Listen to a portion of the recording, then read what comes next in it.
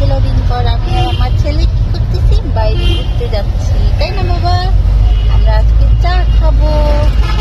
আমাদের সাথে কে আছে? মিকারে পাপা আছে। আর কে যাবে? যাবে শান্তা চাচি, জয় চাচু, তাই না? রেজিস্ট্রিপাড়া থেকে আমাদের সাথে জয়েন করলো জয়, এবং ওই যে দেখা যাচ্ছে শান্তা এবং রিজিক আমাদের জন্য ওয়েট করছে সোয়ানি পুকুর পাড়ে। ওদেরকে নিয়ে নিলাম। এখন আমাদের গন্তব্য ভালো একটা চায়ের সন্ধানে। তো খুঁজতে খুঁজতে চলে আসলাম এইখানে।